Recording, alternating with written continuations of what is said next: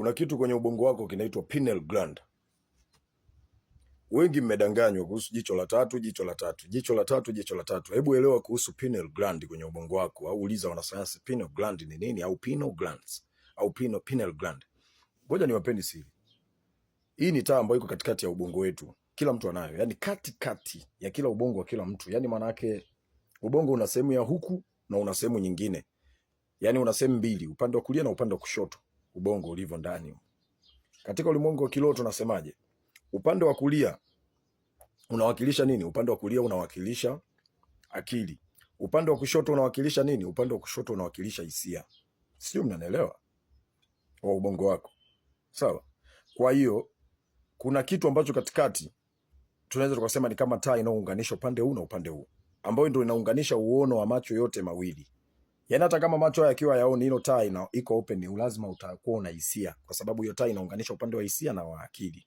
Sasa ngoja niwapeleke haraka muelewe kuhusu pineal gland, ambayo ndio jicho lenu la tatu. Ndio maana wengi wanahangaika kufananisha jinsi mpasuko wa ubongo ulivyopasuka na ile pineal ilivyo katikati, wanafananisha na mnavokalia hayo makalio na kilicho katikati ya makalio yenu. Hiyo ni mbaya sana. Hiyo ni mbaya sana. Na mnaofanya hivyo wengi nao haribu watu kwa staili hiyo. Mimi naomba tu kama kuna kuzaliwa tena, msizaliwe tena. Kwa sababu mtazidi kuja kupoteza watu nyinyi. Bora msizaliwe tena. Kama kuna kuzaliwa tena, hiyo inatakiwa bwana, msizaliwe tena, mnazingua. Mimi siwezi kusema kama kuna hukumu, sijui mtahukumiwa, sijui nini hivyo, mimi sivielewi hivyo. Ila naelewa kuna uelewa wa kwamba kuna reincarnation, kwamba lazima tutarudi. Kwa hiyo bora msirudi nyinyi, mnazingua. Mnaosema jicho la tatu liko kwenye makalio?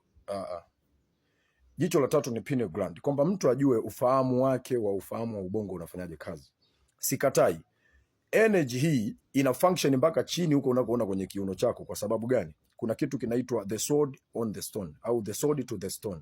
Yaani panga kwenye jiwe. Panga kwenye jiwe maana yake ni ule uti wa mgongo ulivyokaa kwenda kwenye ubongo. Hii sasa ni elimu nyingine, siwezi kuwapa sasa hivi hapa, nitawachelewesha. Yaani ni uti wa mgongo ulivyopangana kwenda kwenye ubongo. Sawa? Sasa stone inachukuliwa ni ile jiwe linalowaka sasa, ambao ndio pineal gland, ile juu pale, ambao ndio liko katikati ya ubongo, upande huku upande huku. Pineal gland ukijitambua huwa inawaka zaidi na inakusanya mionzi, tunaweza tukaita ni frequency, sawa, za kiulimwengu, yani frequency za asili. Yani unaweza ukawa una ufahamu mpana sana, au unaweza ukaamka ukawa una uelewa wa kuelezea vitu ambavyo ni vipana sana.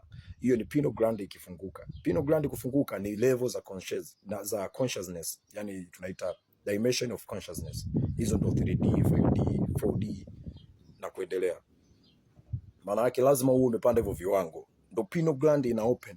Na hivyo viwango kupanda, maana yake ndo unakuwa unatumia hiyo energy yako kwenye hiyo sword to the stone. Yaani nguvu ile ya kukaa kutulia, kujua nguvu yako ya mwili inafanyaje kazi, na uwezo wako wa kujitibu, uwezo wako wa kujisikiliza, uwezo wako wa kusikiliza mitetemo, your vibration, many of things. Sawa? Jicho la tatu ni pineal gland. Sijui umeelewa? Wajinga wasioelewa ndo wanafikiri jicho la tatu kuna mshenzi anafungua kwa kuchinja ng'ombe.